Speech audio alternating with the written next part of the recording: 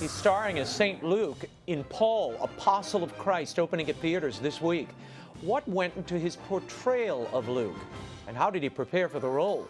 I'll go one-on-one with actor-producer Jim Caviezel in an exclusive. And later, an encore of my conversation with Larry Kudlow, who last week became President Trump's new chief economic advisor.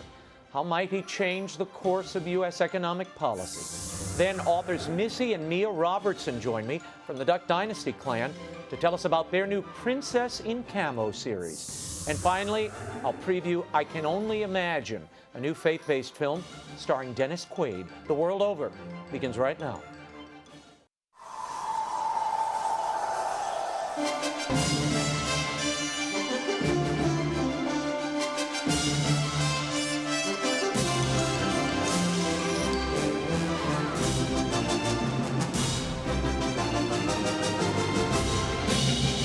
Now, from Washington, D.C., Raymond Arroyo. A warm welcome to all of you joining us in the United States and the world over. Larry Kudlow, Jim Caviezel, MISSY and MIA Robertson are all straight ahead. If you'd like to comment on tonight's show, send me a tweet. I'm at Raymond Arroyo. Or you can email us at worldover@EWTN.com. First, last week we brought you a special World Over preview I moderated of the new film, Paul, Apostle of Christ. Well, this week, I go on an exclusive one-on-one interview with one of its stars. Jim Caviezel returns to a biblical epic, his first since Mel Gibson's The Passion of the Christ. He's not in the lead, but he plays the pivotal supporting role of St. Luke, the evangelist. We talked about how it felt to be back in this career-defining genre, how he prepared for the role physically and spiritually, and about those rumors of a sequel to The Passion. Here's our exclusive interview with Jim Caviezel. Jim, I want to start with this, first of all, going back into this biblical era for you. Yeah. Was there any hesitation? I mean, after The Passion, this is really the first biblical epic you've done since The Passion. Well, David Zelon, who did Game Stands Tall with me, this was his project. And initially, when he came to me, I hadn't read the script, but he talked to me about it. And my lawyer of 21 years and one of my dear friends was dying of cancer. And he came back with me to Poland. I did a project back there, and we went to Auschwitz. And you could feel the haunted souls go right through you. I went to the very place where Maximilian Kolbe was martyred. We come home. I say goodbye to Frank. He goes straight to the hospital, and he died 2 weeks later. And so I didn't really have the appetite at the time. And two of my friends that worked for me committed suicide. And somewhere in there, in the morning period, I get a phone call from Zelon again and says, "Hey, would you just take a look at the script?" I read it. And instantly, yes, it was, I'll do this. I saw the relationship between Paul and Luke as a mentor in the same way that Frank was a mentor to me. There's a point when someone that close to you, I mean, we'd go in the morning, we go down to the ocean, and you know, things weren't going right in the business, and oftentimes they're not. But I would complain. I'd be, you know, shortly after the Passion, I couldn't get a job, you know, and you can fall into this place of victim, you know, that it isn't fair. And, you know, Frank didn't operate from that point of view. He could always steer me in the right direction. If you keep going down this point of anger, eventually it becomes resentment, and you start wearing it, and I was. And he could always redirect me, but it was because of our faith. And forgiveness was a big part of this story, as it was between Frank and I, and how he saw the world. Being a Christian is not easy. In fact, it's a hard path to follow, but he certainly showed me that it's not weakness, it's not passivity, it's being able to look evil straight in the face with love. And you read that, when you read the script, you saw and felt that was the germ. connection to what was going on in your was the personal germ. life. Yes. What did you learn about that relationship between Paul and Luke? Because let's face it, we know a lot about Paul. We don't know a whole lot about Luke, other than he wrote the gospel. Right. There's the 2 Timothy mention where, Paul says, I'm here alone with Luke. But that's really it. We know he was a doctor. There's only a few details we have. How did you build the character? Well, Andrew Hyatt wrote a, very good, solid script. And at that point, can you take it to the next level? And when he brought James Faulkner in, we met, and he had this velvety voice, like a white Nat King Cole. And I knew we had something special in the chemistry there, and then you could start to... But you didn't have many days with him before you started shooting. He landed like what, 2 days, 3 days before the shoot? Yeah, well, we had a few days of talking about it, and talking about the story, and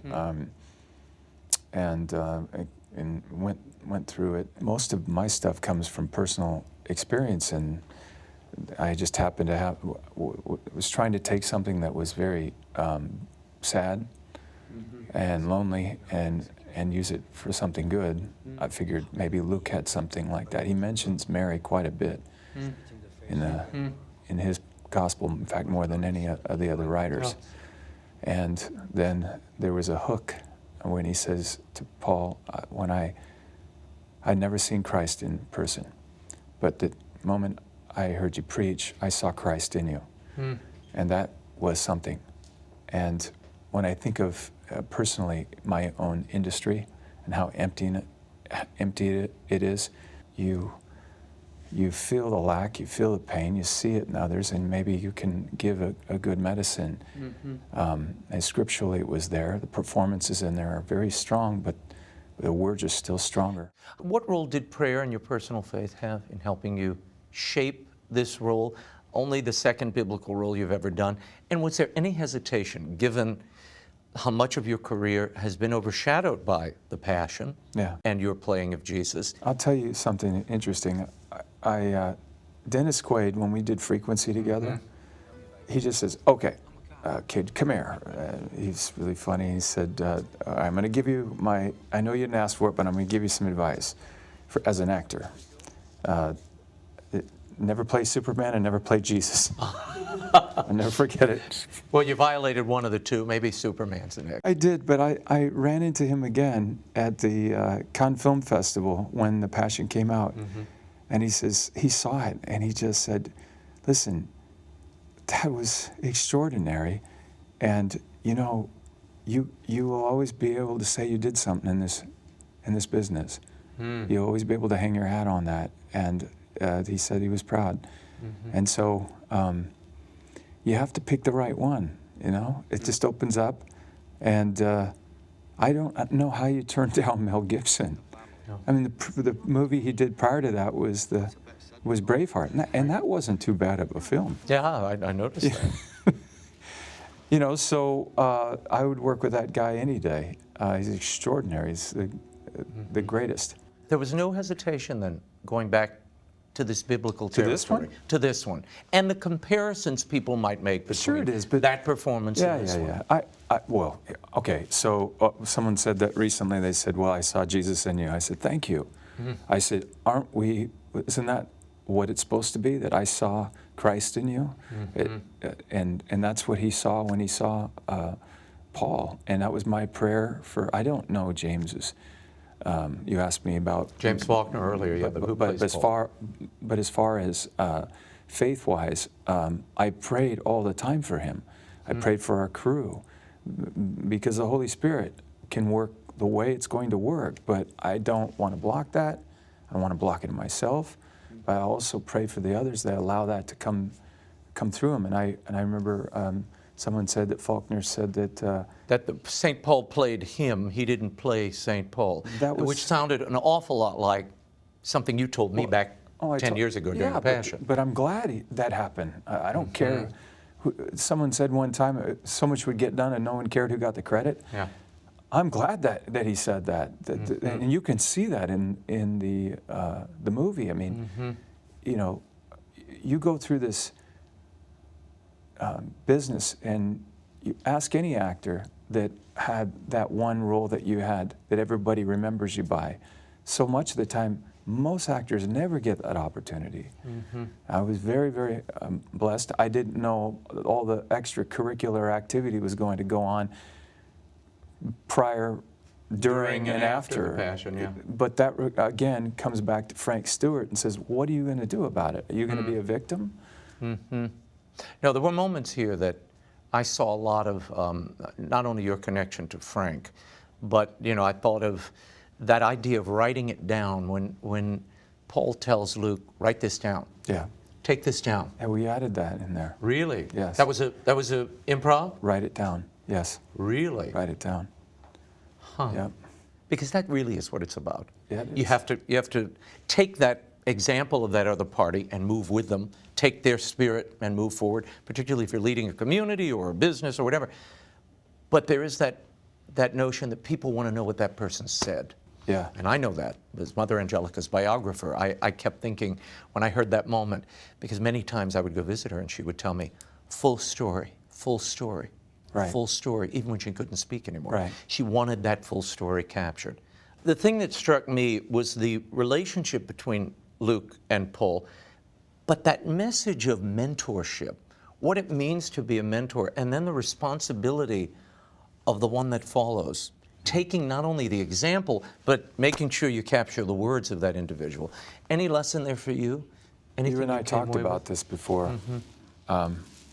When Mother Angelica died, when Pope John Paul died, Yeah. Billy Graham just died, Right. and the guard is changing now, and now it's, you know, young man, you have to step up. You're the guy now. Hard, you know, great sadness, but we have to believe that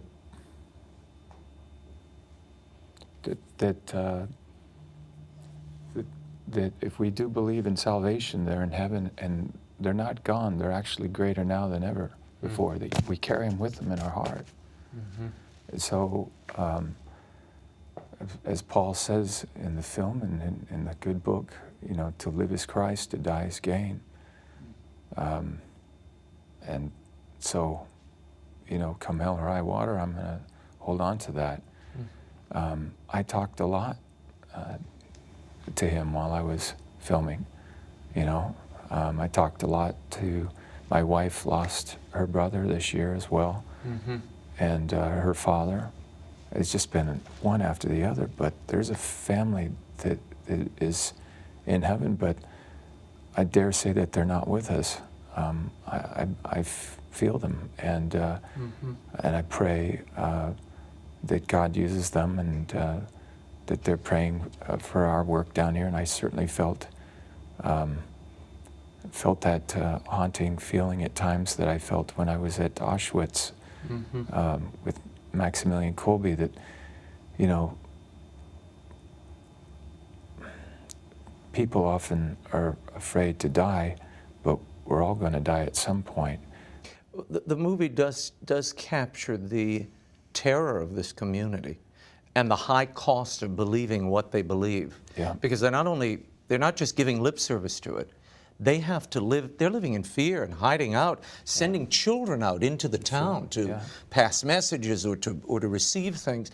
This goes on today in places like China, in parts of the Middle East, and it's dedicated to those people. I think, though, what in all of that is, you know, our Lord doesn't spare His closest friends from undergoing suffering, but what I can tell you from the Passion, when I was up there on that cross, and I was freezing, and I had a shoulder separation, and I had hypothermia and lung infection, pneumonia, and I was on all kinds of medications.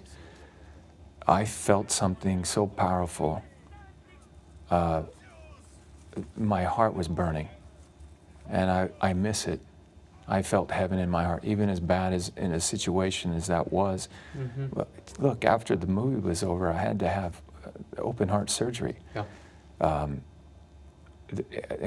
being struck by lightning was, you know, but I never felt abandoned. I felt like he was there with me. And I want people to know that, even in this suffering, that our Lord isn't going to abandon him. He's very, very real. But we need that, though, in order to be authentic. Yeah. And that's I a think big part of this film. And yes. Talk for a moment. I mean, you just went through all the things that happened to you on the set of The Passion. I was there for some of that. Why, given all of that, would you willfully embrace going back to play that role again? I know you've talked about doing the resurrection. What are you talking about? Yeah, well, I see you talking about doing the sequel with Mel again. There's been a lot of reportage about it. Any hesitation? No, not at all. It's what I was born to do. I felt it 5 years ago. I have no control over this industry or wherever it wants to go. You know, I know Jesus is a good guy, and he's a God, and I love him. I love his mother, his father. I love that whole heaven, you know, and I want to do everything I can to bring as many souls to heaven. I want them to be home, and that's who he is to me. He's home. And when I was doing The Passion, I was alone, but it was nothing like what he feels on a day-to-day basis. I felt God's love for us, but when I said, I want you to come closer so that the world will see you and not me, and he says, and this is in my dreams now, if I do, you might not like what you get.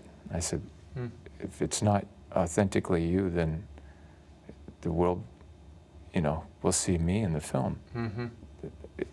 I want them to see you. When he came close to me, I could feel his brokenness, a broken-hearted world. And Billy Graham would say, God loves you. But if I had a message to give, I would say, we need to love God. We need to every day say, I love you, Lord. He needs to hear it from us. In the morning, in the afternoon, in the evening, because so many of his children do not love him and have forgotten him. And that's not good enough. And when you ask me, would you do this? Yes, absolutely. I'd do the resurrection again, just for that purpose, so the world will know who he is. I will have served my purpose. It doesn't matter if it costs me my life. I'm okay with that. I freely give it, as long as because in the next moment that I'm in heaven, we talk about that in the film. It'll hurt for a bit. It's gone. You're in heaven. The film goes into that, and then they start our Father, and you know. With those in prison, you prayed with all of them in prison. As they're going to be sent off to into the circus, into Maxims, the lions. yeah. And someone said to me a long time ago, Jim, you know, I said, you know, I'm the wrong guy for the role of Jesus. And he goes, you know, Jim, his name's Yvonne. He said, God doesn't always choose the best. But he chose you. What are you going to do? So there's a purpose for all of us. Tell me what you learned from playing Luke that you didn't expect. He's very different from you. I mean, I know you did the surgeries on the weekend to learn how to Yeah, I didn't get walk into on character. Water for this one. You didn't have to walk on water, No. but just a few brain surgeries. It was good of you to try that out. He's a pagan. You know, he probably had it made in the shade. He probably had a lot of money. Man of means. You know, he was important. Probably like the women, and he could be with whatever he wants. There's no judgment on it, and you're going to leave all of that and go to a life of persecution. Living in the shadows, yeah. You see it in my industry. Go to parties, you see people that just are empty. It's not appealing to me. And some people would rather go after the things and then get nothing here. This is having meaning in your life is everything. So being able to have Jesus come through me in the resurrection or the passion or whatever, even the apostle of Christ, that heaven can use me and to bring people back. What more could you ask for? What do you want people to come away with after seeing this picture? It is a very intimate movie in many Correct. ways. Yeah. It's really about the relationship between these two men in the belly of this persecution, and the words, ideas, and story of one of them about to disappear from the face of the earth, and the other guy struggling to preserve it and embody it. I talked about earlier forgiveness, courage. That courage is ardent love. Love creates change by igniting a passion in each one of us, one person at a time. Paul is the spark that ignites that revolution. And what do people need to take away from that today? Why now? And why did you have to be a part of it? Well, I played as Jesus, who's the Son of Man, Son of God. But here's a man who is like the head of ISIS, a beast, and he has a massive conversion. It can happen to anybody. They're open to grace. We've got a lot of people living in the world right now, and there's not a lot of time that we're going to be on this earth if you really think about it. Conversion takes a while. It wasn't overnight that Paul was converted, but I believe he probably saw the face of Stephen, who looked up to Jesus and says, I see the Son of Man sitting at the right hand at the Father, coming in the clouds of heaven, repeating what our Lord had said. And the look in his eyes probably haunted Saul by just one little change of a letter from Saul to Paul. Saul means great one, Paul means little one. In order for us to be great in the eyes of God, we have to become very small if we wish to be great. There's this piece in the film where it's like you're out on a boat, and now Paul is talking to Olivier Martinez. He plays the Roman soldier, and that's my favorite scene in the film, because it's like both of them are speaking from a personal experience, and no acting is going on here. So Paul says he reaches out into the water, and he tries to pull the water up, and it just seeps through his hands. And that's kind of like us wanting the world, and all the things that are promises, but there's just such a short time when you're giving all of that up. You're giving that when you look out and see the sea, and beyond what you can see, God's offering this to you. That's what He at least has used me to help bring to others. And I hope in some way I could answer your question, but I think that was the one reason that kept me in the game to want to do these films. But the films still have to be great. Right. And so much of the time that I see these faith-based films, that they're so full of saccharin. I mean, I can't handle that much sugar in my coffee. And there's no bitterness. You know, everybody flips out if some guy uses a swear word, or you know, what do you want me to do on, you know, Private Ryan? You know, guys are getting blown up and whatnot. You know, you want me to say, get your rootin' tootin' butts up here or something? It's not reality. No. Given your understanding of where we are in the world today, how important this message is to be conveyed now, Why wouldn't you play Paul? Why Luke? Luke's a supporting character here. I'm just helping, being an executive producer and getting it made so people can see it. I'm just the mouthpiece for Paul, I guess. In fact, it's kind of like. But no temptations on your part to play Paul. No, not in this one. No. No, I just Why wanted. not? Because I knew I was going to be doing the resurrection, and the possibility of that happening at the time I knew that was in the works, and I loved this story. I thought that the message, there are only so many scripts that are really good, okay, whether it be an action film, a comedy, and my common denominator has always been redemption of some sort, that we can be redeemed. It doesn't mean that I'm going to play the good guy in the movie, but I knew it would help get it made, but I got that. I played Jesus, and I thought that maybe that this guy Faulkner was just born to do it, and I thought that I don't think I could have done it as well as what he did. So I would rather step back and, I guess play Aaron instead of Moses, you know? Yeah. Any supernatural happenings around the edges as you saw in The Passion? Lives changed in the cast and crew, or did you see any of that? I'm sure I'll remember more later. I think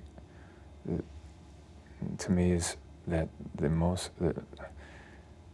these movies are really hard to do, and you pray that they're really good, and this one's really good, and the miracle really is what's going to come when people see it and convert. I'll give you one.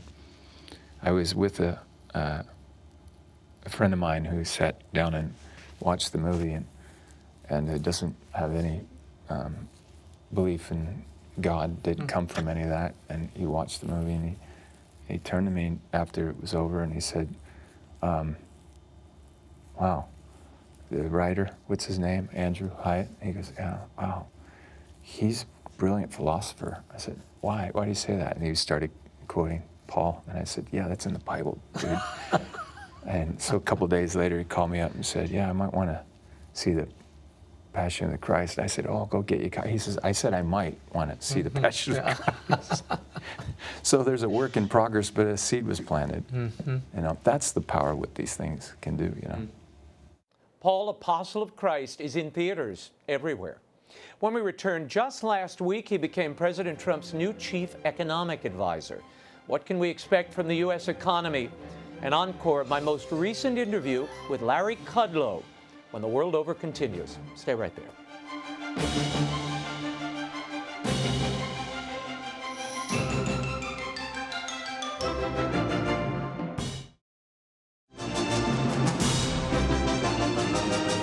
Now, once again, Raymond Arroyo. Welcome back to The World Over. With the recent dismissal of Gary Cohn as the president's top economic advisor, my next guest's name was quickly mentioned as a replacement. Lo and behold, last week, former CNBC senior contributor Larry Kudlow was tapped to become the new head of the White House National Economic Council.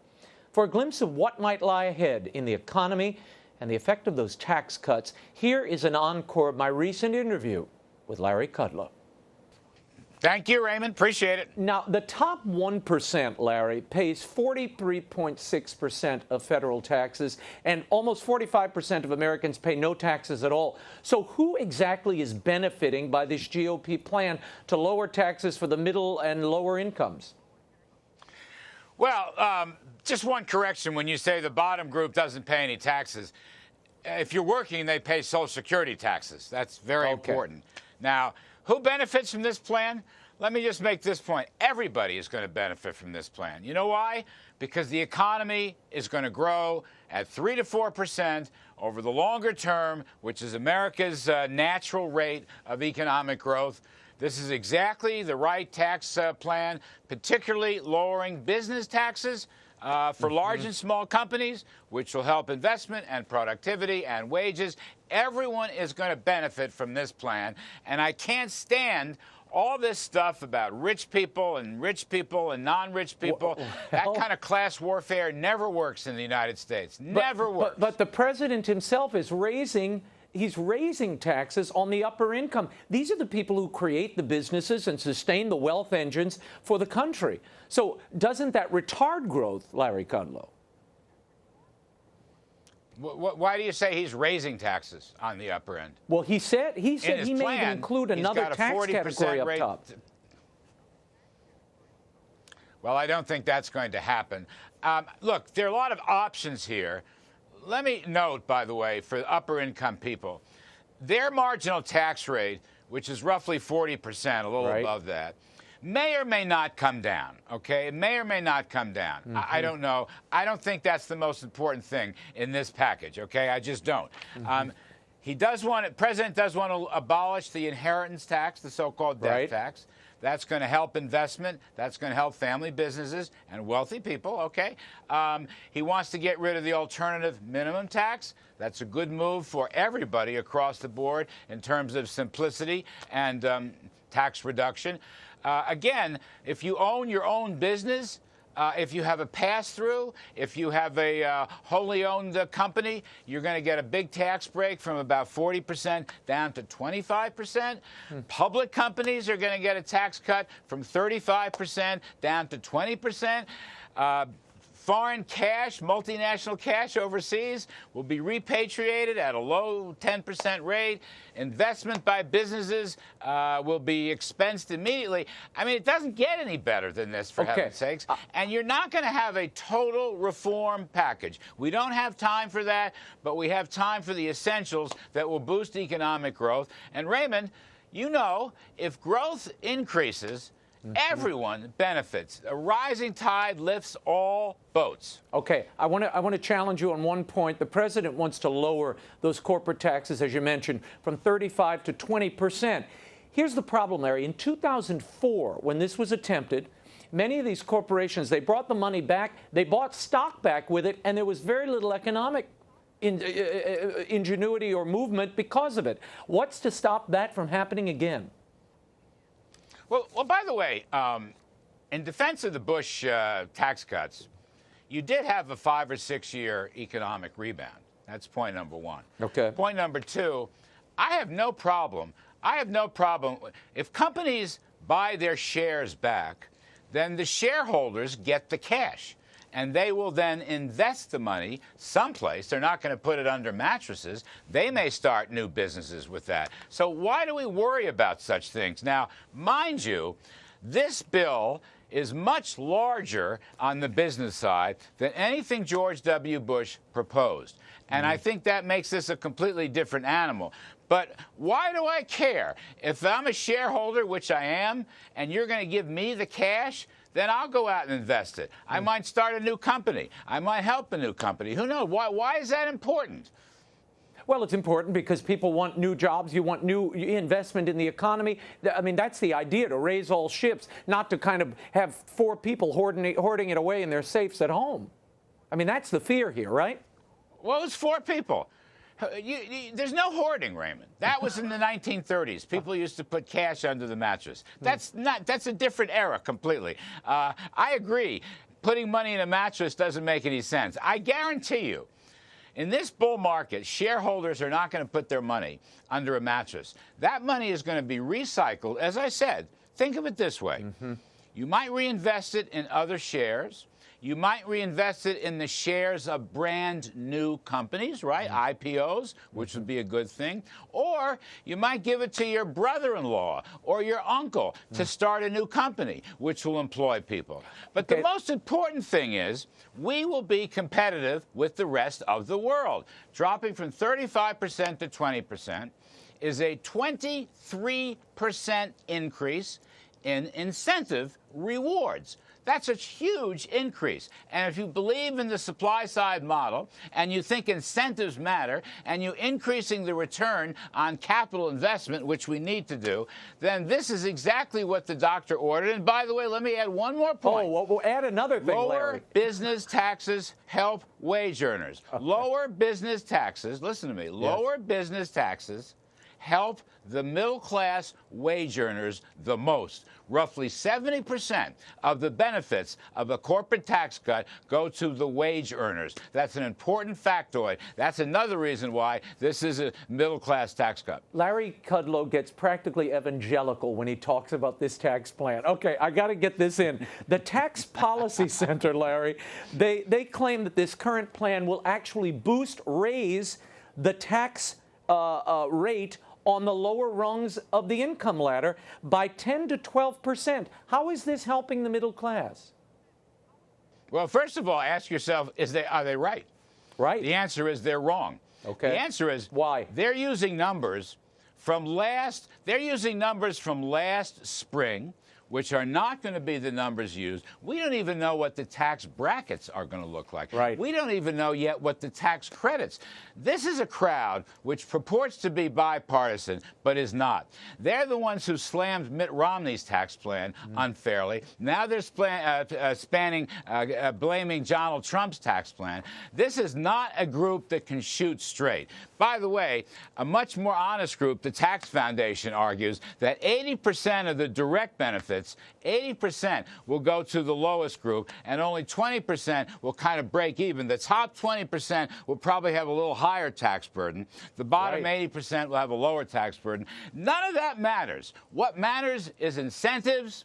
What matters is after-tax returns. What matters is take-home pay, more money in your pocket. This class warfare stuff, Raymond, you got to get this out of your head. You got to completely erase this from your mind. Class warfare doesn't work. This is about growth. This is about growth, not redistribution. I told you he was evangelical on this. When we return, 2 members of the Louisiana Robertson clan, those Duck Dynasty people you can't keep down, the one without beards. They're here to talk about writing their new book series for kids. Missy and Mia Robertson will tell us about Princess in Camo. Stay right there.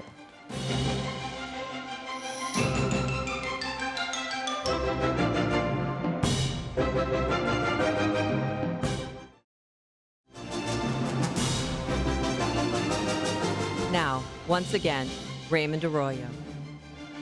Welcome back to The World Over. My next guest is a part of an iconic American family from my home state of Louisiana.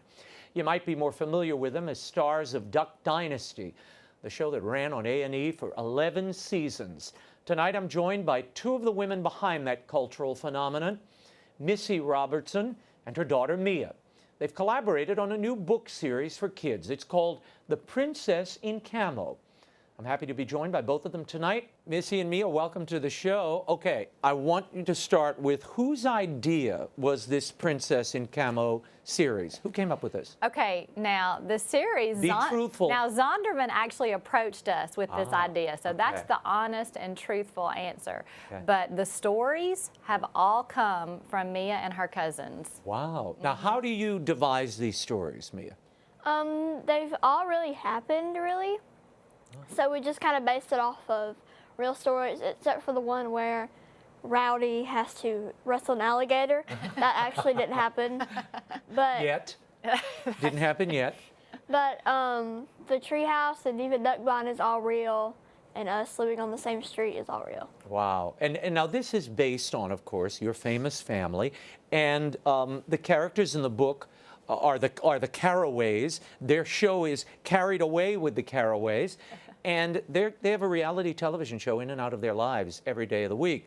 Now, the interesting thing here is, for Allie in the book, she's really not that thrilled about being part of this reality television show. Were you feeling like Allie when this was winding up after 11 years? Kind of. I didn't want to ever go on strike or anything, but sometimes I didn't want to get up and, get up sometimes before school even starts and go film, and then miss school, which I didn't really want to miss school, and then film all day and then basically just doing the same thing, saying the lines over and over.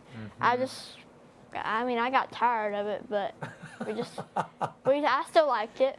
Missy, what has this been like for you, having now the cameras out of your lives every day, but still being in the public eye when you choose to? So watch out, because it looks like this might be a little therapeutic for us, these books. But yes, it's been different since the show has ended, absolutely.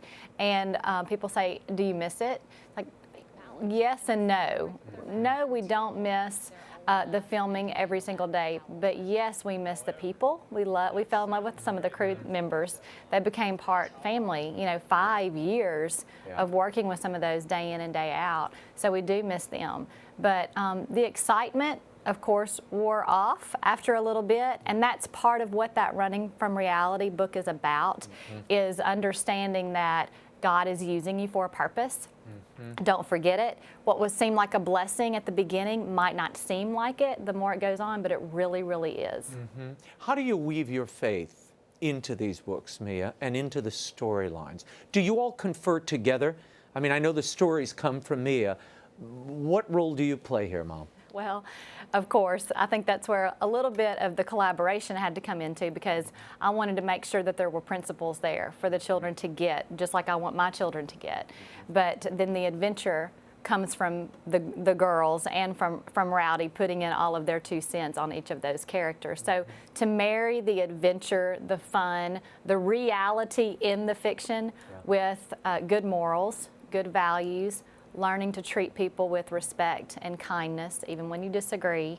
That's a lot of what's in these books. And do you feel there's an absence of this type of material in the youth marketplace? I definitely do. Me as a reader, she could probably answer that more than I could. What do you like to read, Mia? Well, I guess right now I'm reading Little Women. So that's a classic. Yeah, and do you like to read those stories? I mean, that was written, I read that recently to my own daughter, and the cadence of it is so slow compared to the cadence of books and the rhythm of a book today because of the short attention spans. Do you find it difficult to read a book like a Little Women? Sometimes I can pretty much read anything, but sometimes if I'm reading a book, I know that something is going to happen at the end of each chapter. So I can kind of see something that's coming. But with like Little Women or some other classics, you don't really know what to expect. Yeah, no, that's why they hold up and they're still classics and they're great. But it's nice to have something contemporary that particularly girls can read now and get lost in an adventure and still come away with values and enduring qualities that they can take into their own lives. Now, tell me about the challenges I know you have faced over the last few. You were born with a cleft palate, underwent several surgeries. How did that experience, did it shape in any way this series and the way you approached it? Well, Mom wanted me to have cleft lip and palate in the book too, but I didn't really want to because I told her it's fiction, it's not real. We can just make anything we want to. That's the fun thing about fiction. So then we picked that Allie would have allergies, so she still has something to overcome in. So you don't have allergies in real life? I don't have allergies. Okay, well that's a good thing living in Louisiana, because as you say in one of the books, Louisiana can kill you with the mold spores in the air and everywhere else. Now, tell me about your Mia Moo Foundation. Where did that start, and what does it seek to do? Well, we started that in 2014. We were getting a lot of attention in an episode that we were about to do regarding one of Mia's surgeries that were coming up. And so we thought, what a better way to advise the public about this than just start our own foundation? Because when she was born, Jace and I had no idea what this diagnosis was about, what would it would entail. And even monetarily, it's a lot. And especially we both worked, we had insurance, we had 2 other children, and yet after 2 surgeries, we were in debt $12,000.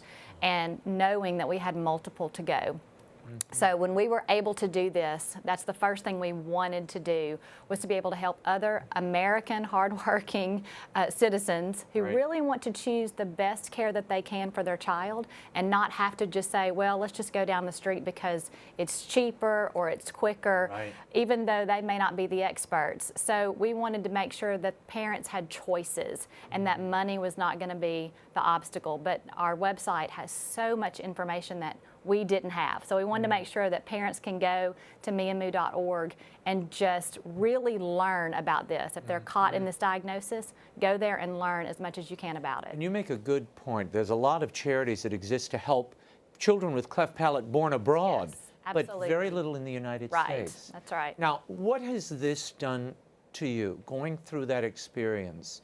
Mia, did it change you in any way? I don't really know. That's just kind of all I've known. Just in and out of hospitals, going to the orthodontist every 6 weeks. I really can't imagine anything different. So it didn't affect you, really? Not really. Well, it's because you have a loving family, too. There's really nothing to compare it to for her because, like she said, she was born with this. So it's not like she had a traumatic accident that she's having to endure or overcome. This is all she's ever known. And so from day one, literally day one, she's had to learn how to adjust with this. And this is normal for her. Now tell me, this book, the series, and Princess in Camo, we now have 2 books, the first 2, Running from Reality and Allie's Bayou Rescue. Are there going to be more books in the series? 2 more. 2 more. And these are for girls 8 to 12. What do you want those readers to take from the story? From the first one, we have a new cousin, which that's true. We had a new cousin about 3 years ago named Rowdy, who's Hunter in the book. And it's just been us girls since I was born. I've just known me and my 3 best friends, just us, and we're all around the same age. And then Rowdy comes in, and he's a boy, and we're not used to boys.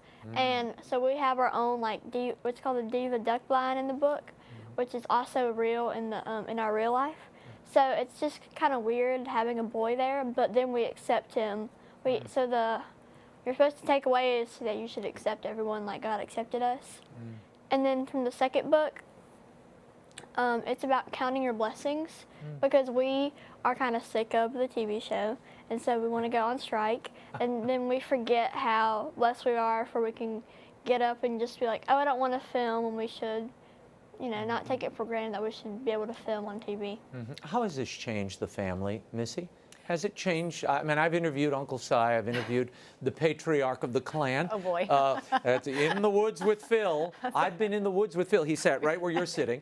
How has this changed the family in the wake of this phenomena that really took the country by storm? Well, here we are in Washington, D.C., and we're just a redneck family from Louisiana. So in a way, it's made the world much smaller for us.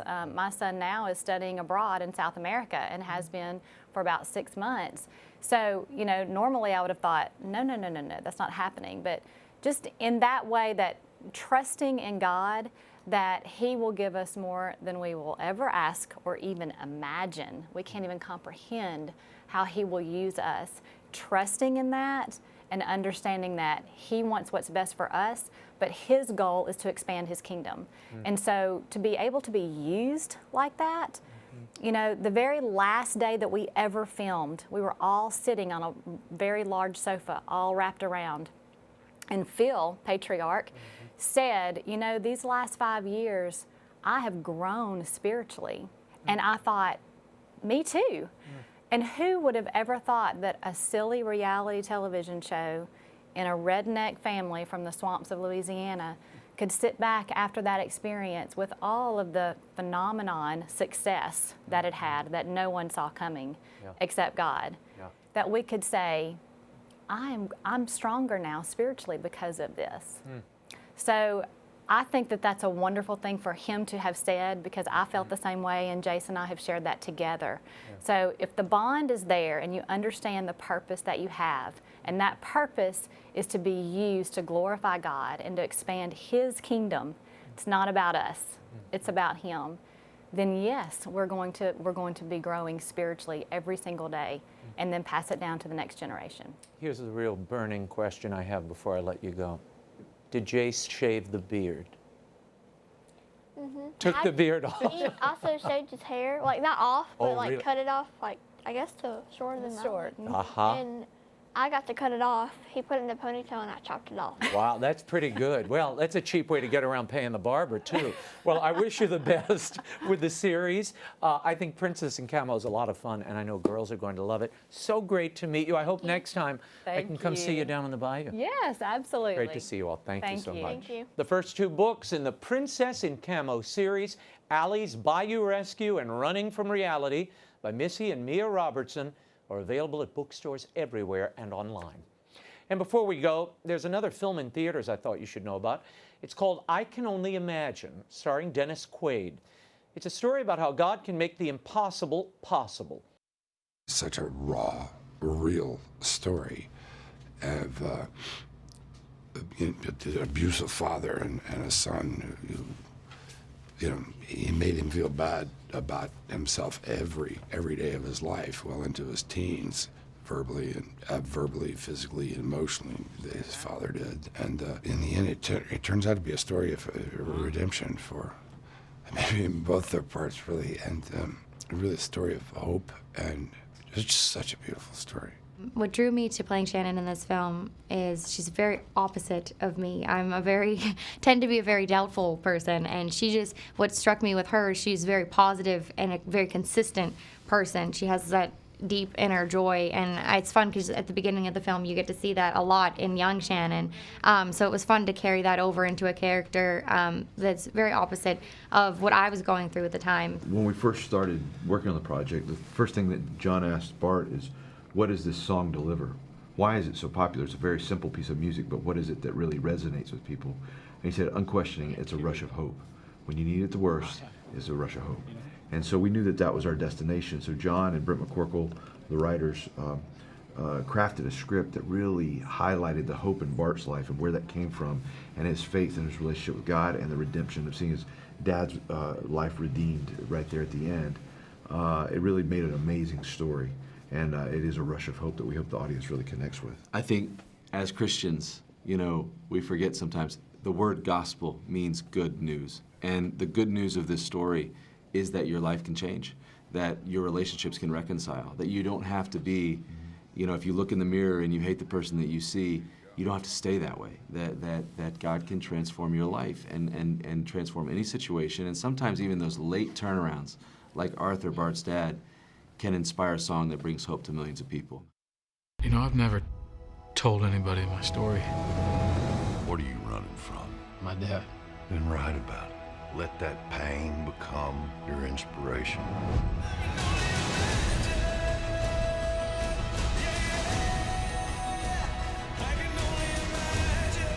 My dad was a monster, and I saw God transform him. You have a gift, real gift. I didn't think that God could do that.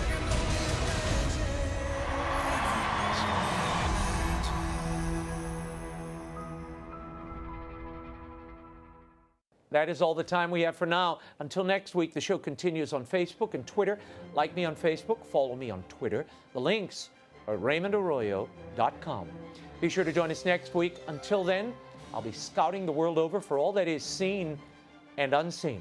On behalf of the staff and crew of EWTN News, happy Holy Week. Thanks for watching. Bye now.